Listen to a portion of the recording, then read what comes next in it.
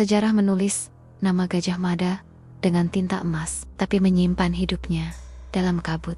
Kita tahu tentang sumpahnya, tentang penaklukannya, tentang kejayaan Majapahit. Tapi ada satu hal yang jarang dibahas. Mengapa orang sebesar Gajah Mada hampir tidak meninggalkan jejak personal?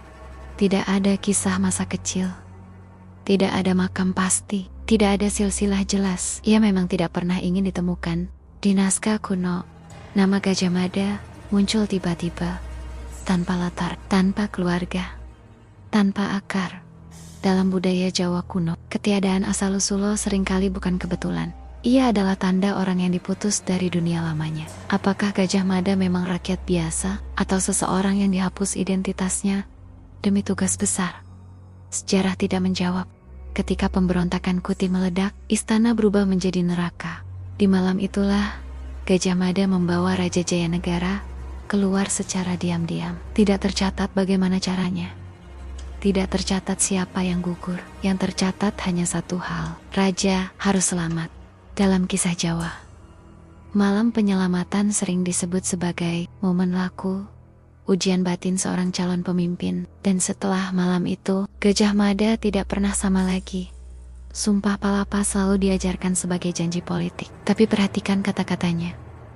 Dalam tafsir Jawa Lama, Palapa bukan hanya kenikmatan jasmani, ia juga berarti kenikmatan batin. Artinya, Gajah Mada bersumpah untuk menahan diri sepenuhnya. Seperti laku tapa, seperti ritual panjang, seperti seseorang yang mengorbankan hidupnya sendiri. Apakah ini sekadar sumpah atau sebuah penguncian diri yang disengaja? Wilayah demi wilayah tunduk, lautan dijinakkan, pulau-pulau disatukan. Tapi di balik kejayaan itu, catatan tentang korban hampir tak pernah muncul. Sejarah Majapahit lebih suka mencatat kemenangan, bukan jeritan. Dan setiap kemenangan selalu menuntut harga. Pertanyaannya, siapa yang membayar paling mahal?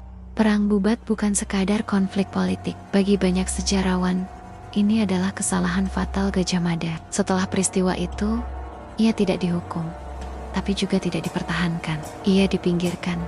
Dalam tradisi kekuasaan Jawa, ini disebut dilenyapkan secara halus. Bukan dibunuh, tapi dipadamkan pengaruhnya. Gajah Mada wafat tahun ke-1364. Tapi, anehnya, tidak ada makam pasti. Tidak ada upacara besar. Tidak ada kisah akhir hidup. Bagi sebagian orang Jawa, ketiadaan makam bukan berarti kematian. Ia berarti pelepasan. Tugasnya sudah selesai, dan ia kembali menjadi sunyi. Hari ini, kita mengenang Gajah Mada sebagai pahlawan. Tapi mungkin ia lebih tepat disebut penjaga ide. Ia tidak mewariskan darah, tidak meninggalkan istana. Ia meninggalkan sumpah. Dalam budaya Nusantara, bukan sekadar kata, ia adalah beban yang terus hidup. Bahkan setelah orangnya tiada. Mungkin Gajah Mada bukan tokoh mistis, tapi hidupnya dikelilingi sunyi yang terlalu rapi untuk disebut kebetulan.